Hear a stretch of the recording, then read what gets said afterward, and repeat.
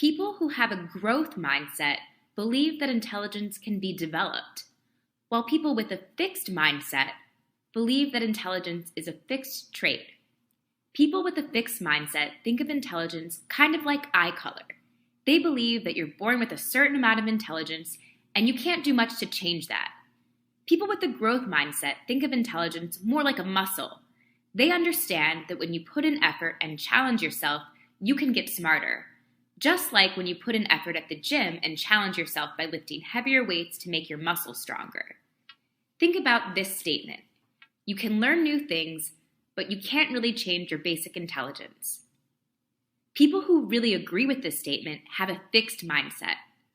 People who really disagree with this statement have a growth mindset. And of course, people might be somewhere in the middle. It turns out that the more students disagree with statements like these, the more they have a growth mindset, the better they do in school. This is because students with a growth mindset approach school differently than students with a fixed mindset. They have different goals in school. The main goal for students with a fixed mindset is to show how smart they are, or to hide how unintelligent they are. This makes sense if you think that intelligence is something you either have or you don't have. You want to show that you have it.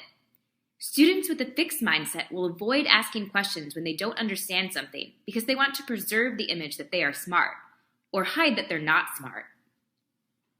But the main goal for students with a growth mindset is to learn. This also makes a lot of sense. If you think that intelligence is something you can develop, the way you develop your intelligence is by learning new things. So students with a growth mindset will ask questions when they don't understand something, because that's how they'll learn. Similarly, students with a fixed mindset view effort negatively. They think, if I have to try, I must not be very smart at this. While students with a growth mindset view effort as the way that you learn, the way that you get smarter. Where you'll really see a difference in students with fixed and growth mindsets is when they are faced with a challenge or setback. Students with a fixed mindset will give up because they think their setback means they're not smart. But students with a growth mindset actually like challenges. If they already knew how to do something, it wouldn't be an opportunity to learn, to develop their intelligence. Given that students with a growth mindset try harder in school, especially in the face of a challenge, it's no surprise that they do better in school.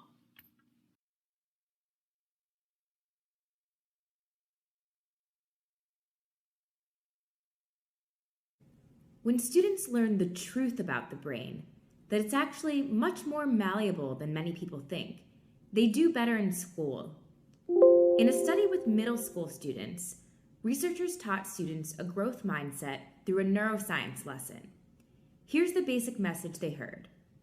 The brain is made up of tiny cells called neurons.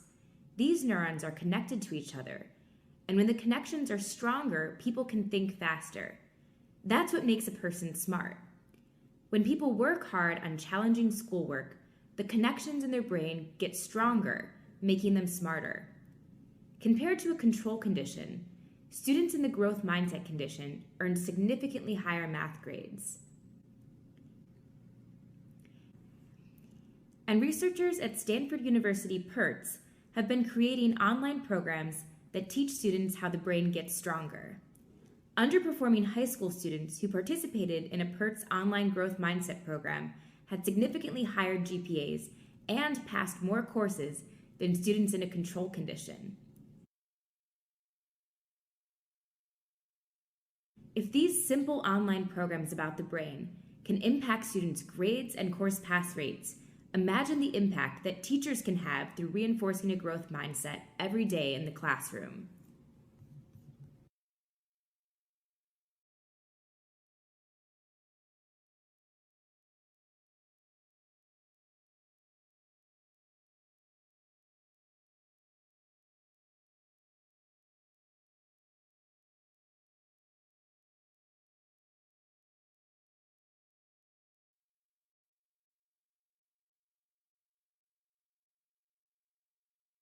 We know that mentoring relationships are a critical resource for young people. Each of us can think back on a few adults beyond our immediate family who gave guidance, support, and advice that helped us become who we are today. These caring relationships with other adults expand kids' sense of self and help them navigate the choppy waters of adolescence. Relationships with caring adults are so important that one researcher famously called them the oxygen of human development. Every person can benefit from mentors throughout life. These special relationships can also be used intentionally, strategically, to help a youth overcome a particular challenge, reach a goal, or change in some meaningful way. But how do mentors make this impact on youth? Well, research has found that mentors help youth develop in 3 distinct ways. 1. Cognitively. They literally teach youth how to think about things more clearly and make better decisions. 2. Socially and emotionally. Mentors help youth manage their emotions, get along better with peers and adults, and learn how to handle conflict and disappointments. 3. Identity development. Mentors can model appropriate behaviors, help youth discover their values and beliefs, and give mentees a glimpse of who they might become when they are an adult in the future. These 3 areas of development can all be applied to helping your mentee adopt a growth mindset. Cognitively, you can change their thinking and how they approach problems.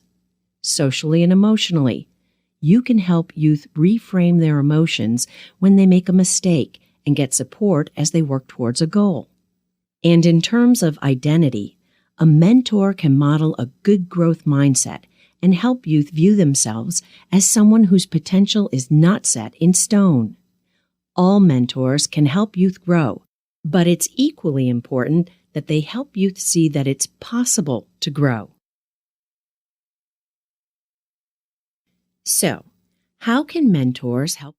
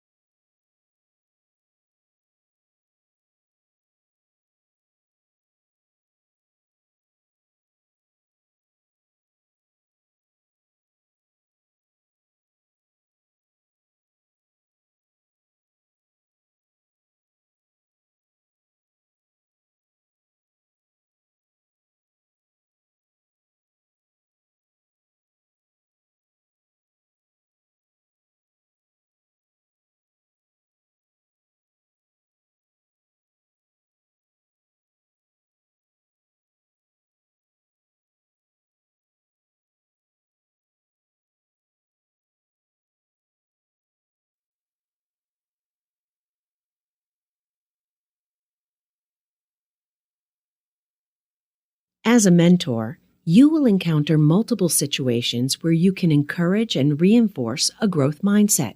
However, you may not yet be clear on what to say when confronted with a mentee who is struggling to persevere or who is not being challenged enough.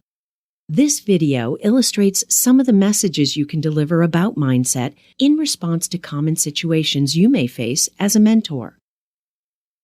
Situation 1. Working with a mentee to accomplish a new learning challenge. In some cases, your mentee will come to you for help with a new learning challenge they encountered. Remember, challenges should be presented as exciting, as opportunities to grow and learn. Having strategies for helping your mentee tackle challenges is vital. If your mentee says to you, "This project is too overwhelming, I don't think I can do it," here are a few responses you can share with your mentee to foster a sense of excitement and confidence around challenges. Let's take one step at a time. That way we can see where we might need to focus more attention and time. It's like a puzzle we can solve. This is a great challenge. Your brain is going to get stronger as you work through the challenge.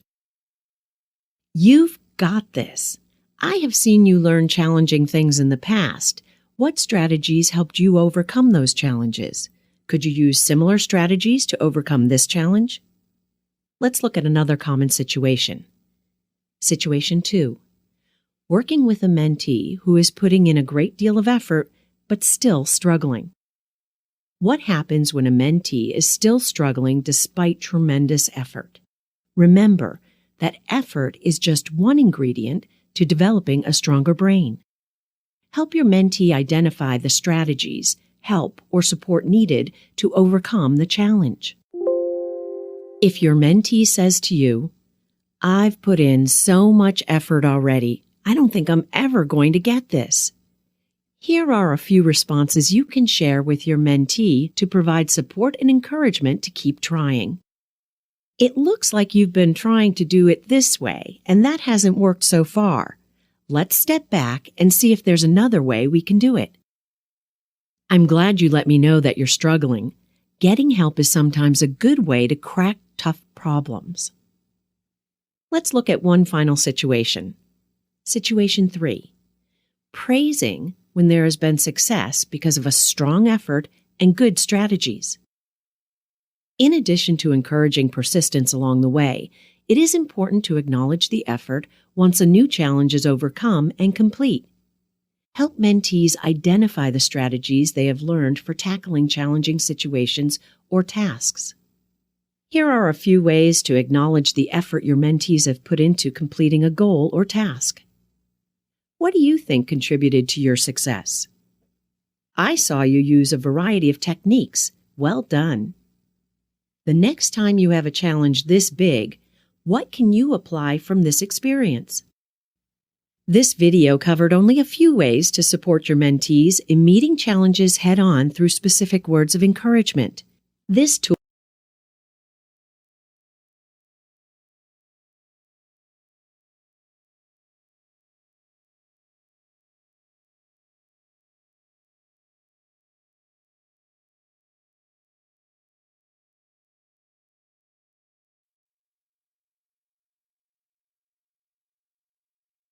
How does a mentor teach a child to stop worrying about, and even embrace, making mistakes? Well, the first step is to stop treating mistakes or failures as wholly negative experiences. Getting a problem on a test wrong, or picking the wrong solution to a personal problem should be talked about as an opportunity to learn and grow, not as a reflection of innate ability or inherent worth.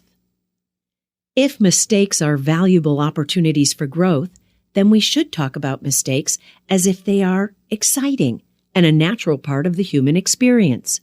So pay close attention to how you talk about mistakes or things that didn't turn out as planned. Are you placing blame? Are you expressing anger or frustration?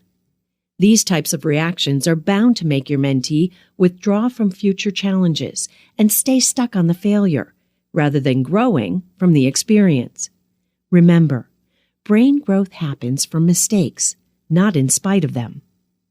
There are other things you can do to help your mentee be more comfortable with, learn from, and even be excited by their mistakes.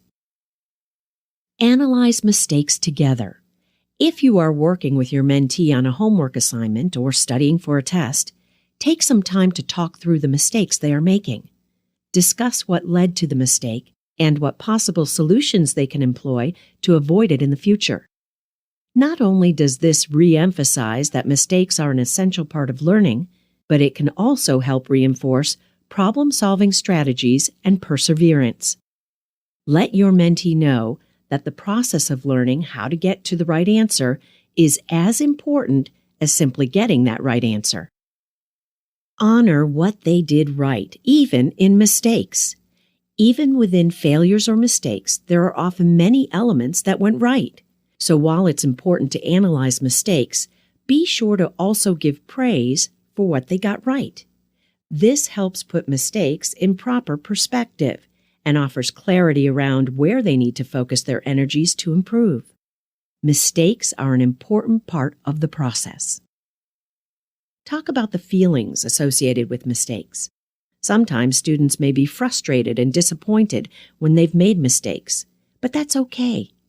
Processing those feelings can be a great way of getting past them and onto the more important work of figuring out strategies that can be more successful in the future.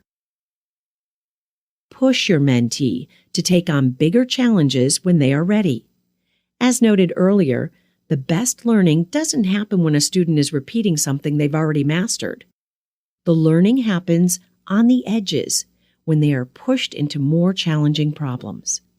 This doesn't mean that you ask them to take on things that are wildly beyond their current abilities, but it is important to challenge them, to make them stretch, to embrace the work of trying something new. And remember that this goes beyond just schoolwork, too.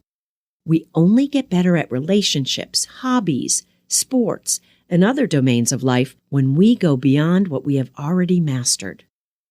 Share your own failures and mistakes. Self-disclosure is one of the most important tools in the mentor toolbox. It allows youth to see their mentors in a realistic light and provides an opportunity for modeling appropriate behaviors, attitudes, and approaches. That certainly applies to how we talk about mistakes. Tell your mentee about times where you failed at something or kept making a mistake. Talk about how you felt and how you overcame that mistake. Share how you analyzed the problem, tried different solutions, and ultimately persevered. Encourage them to ask for help when they get stuck. Encourage your mentee to ask for help when they need it. Teachers, friends, parents, and you, the mentor, are all sources of support in learning from mistakes or overcoming a failure. Just like it's important to make mistakes, it's also important to ask for help. Teaching your mentee to ask for advice and support is a gift that will last far beyond just your mentoring relationship. Be proactive. You don't have to sit around waiting for your mentee to fail at something in order to start working on their mindset around challenges, failures, and mistakes. You can initiate conversations about mistakes at any point in your relationship. Ask your mentee about how they think about mistakes using questions such as, how do you feel when you make a mistake? How do you think other people see you when you make a mistake? Have you ever discovered something new from making a mistake? Has a mistake ever made you think more deeply about a problem? You can start by talking about a non-academic setting, and then talk about how the lessons apply to academics. And finally, be patient. Recognize that it may take some time for your mentee to get comfortable talking about mistakes or to apply more of a growth mindset to how they think about failures. And even if they have a great mindset and are excited to learn from the mistake, it may take them some time to master the task or skill they are struggling with. This can be especially true of youth who have a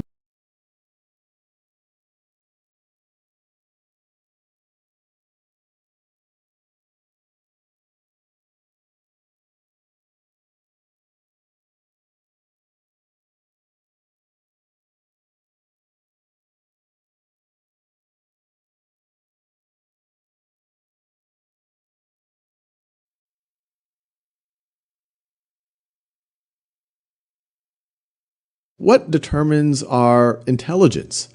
One school of thought is that, okay, maybe you're either just born with it, or you either have it or you don't. Some people are smart, some people are less smart. Or maybe you can change it. And it turns out there's actually been a lot of research on this in the last few decades. And the answer is pretty clear, that your intelligence can actually be changed. What we've learned, what researchers have taught us, is that our brains are actually a lot like a muscle. We know that you can grow your muscles by going into the gym and doing exercise and straining your muscles. You don't just work on things that are easy for your muscles to do. You do things that your muscles have to struggle with, that your muscles have to strain with, and then they rebuild themselves and they come back stronger. By struggling, it's a signal to your body to devote more resources to that part of the body. And we see that exact same thing with the brain. And here are just a couple of examples of it. This first one, this shows how the human brain develops in early childhood. This is a depiction of the neurons in a brain at birth.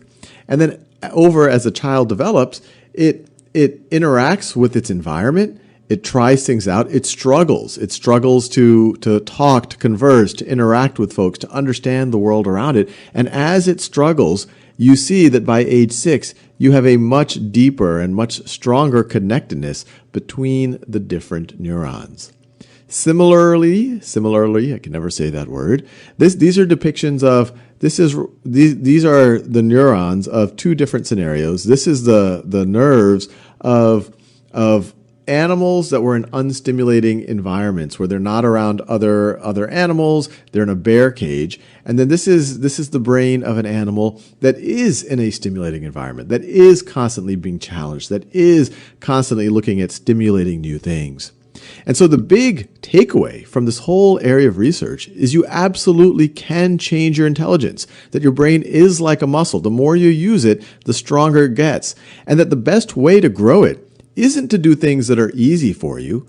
That might help a little bit. But what really helps your brain is when you struggle with things. And it's actually research shows that your brain grows the most not when you get a question right, but when you get a question wrong.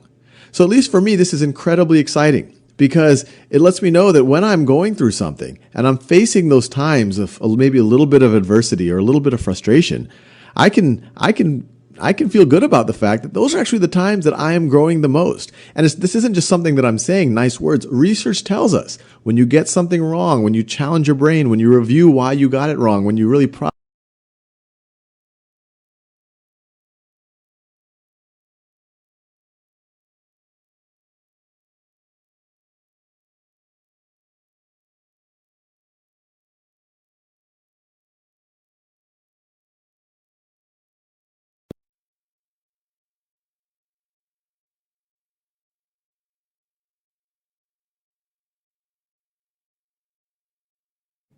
When students learn the truth about the brain, that it's actually much more malleable than many people think, they do better in school. In a study with middle school students, researchers taught students a growth mindset through a neuroscience lesson. Here's the basic message they heard. The brain is made up of tiny cells called neurons. These neurons are connected to each other, and when the connections are stronger, people can think faster. That's what makes a person smart. When people work hard on challenging schoolwork, the connections in their brain get stronger, making them smarter. Compared to a control condition, students in the growth mindset condition earn significantly higher math grades. And researchers at Stanford University PERTS have been creating online programs that teach students how the brain gets stronger. Underperforming high school students who participated in a PERTS online growth mindset program had significantly higher GPAs and passed more courses than students in a control condition. If these simple online programs about the brain can impact students' grades and course pass rates, imagine the impact that teachers can have through reinforcing